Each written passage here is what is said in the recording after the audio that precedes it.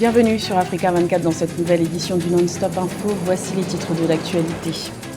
Hausse de l'enveloppe dédiée au secteur de la défense et de la sécurité au Cameroun. 11% du budget 2022 sera consacré à ces opérations qui se sont multipliées ces dernières années. L'adéquation, formation, emploi reste un véritable défi en Afrique. Cette réalité explique notamment le taux de chômage de 39% enregistré en 2020 sur le continent. Alors comment inverser la tendance? Élément de réponse dans cette édition. Et gros plan sur l'association socio-éducative et culturelle béninoise Sud-Créa qui propose une initiation en art dramatique à une dizaine de jeunes dénommés Échafaudage. Le but, faire émerger des auteurs et notamment des femmes. Et tout d'abord au Burkina Faso, la gendarmerie a mis aux arrêts le 10 janvier le lieutenant-colonel Emmanuel Zungrana. Selon plusieurs médias locaux, ce dernier est soupçonné d'avoir fomenté une tentative de putsch avec plusieurs autres militaires qui ont également été interpellés. Il est à noter que depuis plusieurs mois, les autorités burkinabées redoutaient que le contexte sécuritaire ne pousse certains officiers à tenter un coup de force.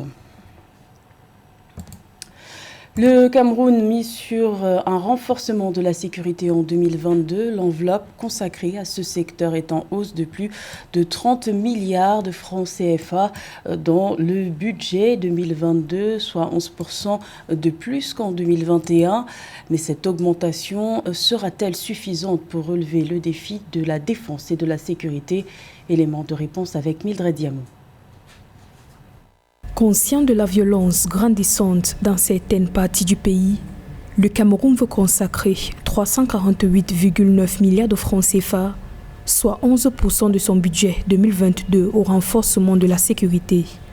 Cette somme consacrée au secteur défense et sécurité est en hausse de plus de 30 milliards de francs CFA comparée à 2021, où elle se chiffrait à 333 milliards de francs CFA. La hausse de l'enveloppe consacrée au secteur défense et sécurité pose le contexte sécurité du moment, notamment avec les violents affrontements dans les zones dites anglophones, mais aussi avec des incursions de la secte islamique Boko Haram. Il était urgent de doter les forces de maintien de l'ordre d'un nouveau matériel afin de mener riposte face à la menace. Aussi, le gouvernement camerounais a lancé un plan de reconstruction des dites régions, ce qui peut laisser penser que cette enveloppe sera insuffisante compte tenu des dégâts ayant été sévèrement enclenchés dans ces régions. Mis à rude épreuve par les attaques séparatistes dans le nord-ouest et le sud-ouest et par la lutte contre Boko Haram dans l'extrême nord du pays, le budget fixé pour assurer la sécurité au Cameroun a connu une forte augmentation au cours des dernières années. En 2020, il a atteint un pic de 397 milliards de francs CFA, 385 milliards en 2019 et de 370,6 milliards de francs CFA en 2018, d'après le ministère des Finances. L'un des premiers chantiers et non des moindres sera la reconstruction matérielle des institutions étatiques, mais aussi et surtout une reconstruction du lien patriotique entre les différents enfants d'une même nation, afin de rebâtir non plus une volonté de vivre ensemble, mais une aspiration d'être ensemble. Et cela passe certainement par un dialogue tripartite entre le gouvernement, la société civile et les autorités anglophones. Il faut restituer les équilibres sociétals qui ont été ébranlés et aussi il faut renforcer et promouvoir le bilinguisme au sein des jeunes générations. En août 2018, le Fonds monétaire international évaluait les dépenses mensuelles liées aux opérations dans les régions anglophones du Cameroun à plus de 6 milliards de francs CFA par mois. Dans son message à la nation le 31 décembre 2021, le président Paul Biya a réitéré le maintien d'une forte présence militaire dans les zones où sévissent les rebelles. Également dans l'actualité au Kenya, l'autorité de l'aviation a annoncé ce mardi 11 janvier la suspension de tous les vols de passagers en provenance de Dubaï. Cette suspension doit durer une semaine. Notons qu'il s'agit d'une mesure de réciprocité car depuis fin décembre, les Émirats arabes unis ont suspendu les vols de passagers en provenance du Kenya à cause de soupçons de trafic de faux tests Covid. Quel sera l'état du marché de l'emploi en Afrique en 2050, alors que la moitié de la population aura moins de 25 ans selon les projections des Nations Unies? C'est la question que se posent plusieurs spécialistes. Le continent souffre d'un manque d'adéquation formation-emploi, un phénomène qui explique notamment le taux de chômage de 39% enregistré en 2020 sur le continent. Alors comment inverser la tendance? Élément de réponse avec Angelo Méniou. Le marché du travail souffre d'un manque de compétences en Afrique. Les formations données par les écoles et les universités sont très souvent en inadéquation avec les besoins du marché du travail. Conséquence, 39,1% de taux de chômage enregistré en 2020 selon l'Organisation internationale du travail. Pour les spécialistes de la question, il est temps de revoir le système de formation. L'articulation du système éducatif aujourd'hui est faite de telle manière que les jeunes Africains ne sont pas formés au métier d'aujourd'hui, encore moins au métier de demain, et donc manque de professionnalisation. Donc ça veut dire que pour régler la question du recrutement et des ressources humaines, vous devez réorienter complètement votre système éducatif. Vous devez le professionnaliser à travers parfois des cycles plus courts, et ce qui sort du système avant d'arriver par exemple au collège ou au lycée, vous puissiez les doter de compétences pour qu'ils puissent exercer un métier d'activité. Les métiers d'avenir sont essentiellement tournés vers le numérique et les sciences. Or, le constat est que dans la plupart des écoles africaines, peu d'élèves sont inscrits dans les matières scientifiques. Aujourd'hui, dans la plupart des pays, notamment francophones, vous avez une minorité qui étudie les sciences. Dans certains pays, vous avez même à peine 5% de bacheliers qui font des filières scientifiques. Et donc, quand vous allez également revisiter le système d'enseignement supérieur, vous devez lui donner de la matière technique, puisque toutes les transformations dont nous parlons, ce sont des transformations qui sont à base de sciences. L'inadéquation compétences-emploi se définit comme l'existence d'un écart entre les compétences offertes et celles exigées pour un emploi donné. Lorsque l'inadéquation compétence-emploi prend du temps à se résoudre, elle impose des coûts réels aux diplômés, aux entreprises et à la société tout entière. Direction le Cameroun à présent où se déroule la 33e édition de la Coupe d'Afrique des Nations de football. 24 équipes tentent de remporter le titre tant convoité de champion d'Afrique. Nous sommes avec notre journaliste sportif José Douglas pour en parler. Bienvenue José. Bonjour Gladys. Alors 3 matchs se sont déroulés ce mardi 11 janvier. Oui, exactement. Nigeria-Égypte, 1-0. Quel match avec le but de Kelechi Iheanacho à la 30e minute de jeu qui ne laisse aucune chance au gardien égyptien El Shenawi de Nigeria qui a changé d'entraîneur et c'est Augustine Eguavoen qui remplace Gernot Rohr à la tête des Super Eagles. Deuxième match Soudan contre Guinée-Bissau, 0-0. C'était toujours à Garoua. Guinée-Bissau, entraîné par Bassirou Kandé, a gâché de nombreuses occasions avec notamment un pénalty raté par Pelé. Pelé, le maître à jouer de cette équipe. Au classement, donc Nigeria est seul en tête avec 3 points. Devant Guinée-Bissau, 1 point. Troisième Soudan, 1 point également. Et quatrième, l'Égypte. Autre match, Gladys, en groupe E, Algérie-Sierra Leone, une contre-performance pour les champions titres qui se sont heurtés à un excellent gardien sierra-léonais, à la personne de Mohamed Camara, élu l'homme du match. Il a impressionné le public de Douala, véritable rock. Il n'a que 22 ans. Regardez maintenant le classement de ce groupe E. Algérie et Sierra Leone sont en tête, ex-aequo avec 1 point. Côte d'Ivoire, qui doit jouer aujourd'hui, nous y reviendrons. Et Guinée équatoriale sont 3e et 4e avec 0 point. Sur le plan médical, le Cameroun a tout mis en place pour parer à toute éventualité. Exactement Gladys, le Cameroun a aussi misé sur le protocole sanitaire. Tout est prêt en cas de problème, rien n'a laissé au hasard. Regardez ce reportage. Le corps médical revisite ses méthodes et autres techniques de soins en cas d'urgence. Entre massage cardiaque, défibrillation, déchauffage, brancardage, tout passe en revue le temps d'un atelier dont le but est de renforcer les capacités de ces derniers pour une meilleure gestion de situation en cas d'afflux massif. Bafoussam, c'est la première fois que nous recevons évidemment une compétition aussi très très grande, grandiose, internationale. Et pour cela, au niveau de la commission médicale, il faille faire un checking du personnel, autant les médecins spécialistes, médecins généralistes, les infirmiers, et on associe à cela les secouristes.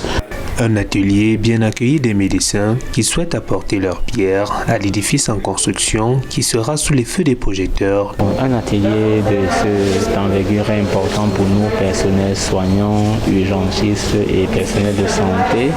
Au stade omnisport de Bafoussam, l'exercice est repris grandeur nature. Cette fois en présence des officiels de la Confédération africaine de football qui profitent de cette occasion pour peaufiner certains réglages comme la gestion des ambulances et les aptitudes des brancardiers avant et pendant les rencontres. Une CAN qui a failli être reportée, pourtant les Camerounais attendaient ce grand moment avec impatience. Oui, tout à fait Gladys, la population était impatiente de retrouver cette CAN, direction Bafoussam, où nos journalistes nous proposent justement un très beau reportage avec quelques témoignages. Dans les artères de la ville, pas un pas sans rencontrer des personnes qui scandent leur joie pour cet événement dont leur ville est l'hôte d'une partie des festivités. Vraiment, ça nous fait vraiment plaisir. Nous sommes tellement contents de voir aussi les nouveaux visages des pays étrangers. La CAN 2021, cet événement dont la région de l'Ouest Cameroun se vante d'accueillir, est source de bonheur dans ce territoire qui, pour la première fois de son histoire, est au cœur de l'organisation d'une compétition d'envergure. Une fierté qui s'exprime aisément sur les visages.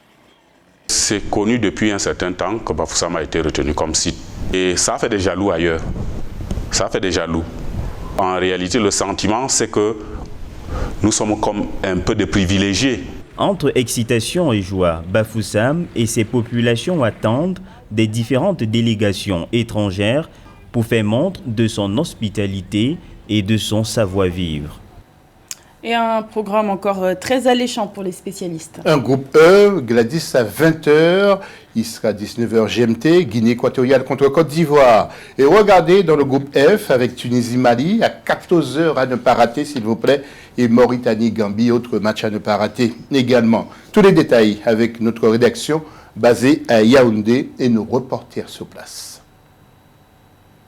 Logée dans la poule E, la rencontre Guinée équatoriale-Côte d'Ivoire est sans doute la plus attendue ce 12 janvier 2022. La Côte d'Ivoire, éliminée en quart de finale en 2019, champion en titre en 2015, éliminée au premier tour de la CAN 2017, va tout faire pour tirer son épingle du jeu. Face à cette sélection, le Zalan national de Guinée équatoriale, bien décidé à jouer les troubles fêtes dans cette compétition, malgré la Covid qui s'installe dans ses rangs. Le rendez-vous est pris pour 20h au stade Japoma à Douala. Mais avant, nous aurons droit au choc Tunisie-Mali, ensuite Mauritanie-Gambie. Le Mali, un effectif jeune et enthousiaste, peut compter sur sa défense de fer pour tenir tête à la Tunisie, sacré champion en 2004. La Mauritanie face à la Gambie, ce sera la découverte de nouveaux talents. La Gambie, qui participe pour sa première fois à une phase finale de Coupe d'Afrique des Nations, a pour objectif créer la surprise et se glisser au second tour.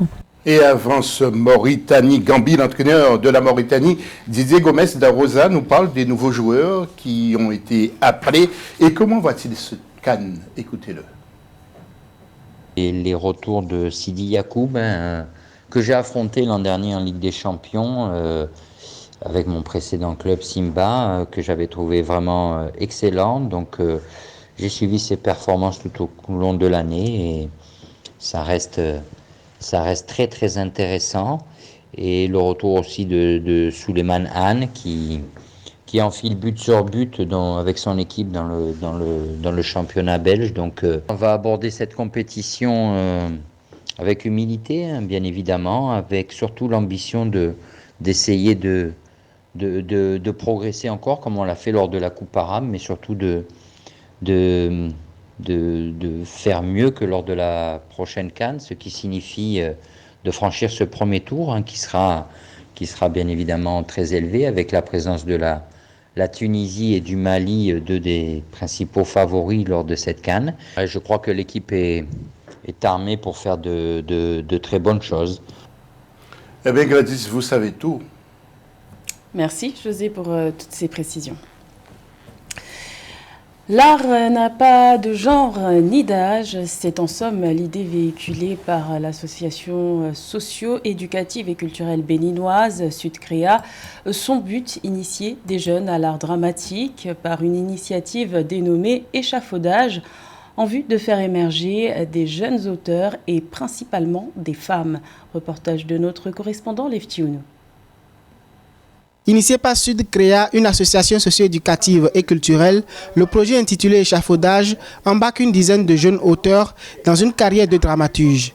Derrière cette initiative, il y a le désir d'intéresser les jeunes auteurs à produire d'œuvres d'art dramatiques capables de marquer leur époque, voire de la transcender, mais également d'inciter le public à venir au théâtre.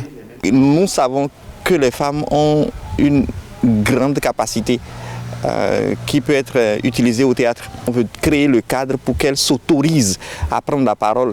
Et ce qui est encore plus intéressant, c'est que sur Échafaudage, on travaille aussi avec des thématiques. Nous allons toucher des thématiques sur lesquelles les femmes ont leur avis, ont leur positionnement, mais sur lesquelles elles ne s'autorisent pas à parler. Et c'est pour ça que c'est un studio. Lorsqu'on les écoute, on voit déjà que ce sont des créateurs qui sont attentifs à leur temps, à leur époque, aux mutations sociales, sociologiques qui, qui caractérisent notre époque, qui caractérisent notre pays. Le programme est mixte, mais s'adresse aussi bien qu'aux hommes qu'aux femmes, mais la participation des femmes est très encouragée. Les bénéficiaires doivent en ressortir aguerris et capables de répondre aux exigences de l'art dramatique contemporain. 5 ateliers sur 25 jours de formation leur seront dévoués, intercalés de pauses récréatives et de création également. J'ai écrit une pièce intitulée « Les papillons inoubliables ». Dans cette pièce, je voulais parler des douleurs existentielles, questionner l'histoire et voir les douleurs que vive l'humanité. Est-ce qu'avant ce que nous sommes en train de vivre actuellement, est-ce qu'il y avait des douleurs comparables à cela? À la clôture de ce parcours, des résidences de création artistique s'ouvriront à au moins 9 jeunes auteurs. Ces derniers pourront continuer l'aventure afin d'assumer l'écriture entière d'une pièce théâtrale et d'oser devenir des dramaturges émérites. C'était le journal de la rédaction. Merci de l'avoir suivi. L'information continue sur Africa 24.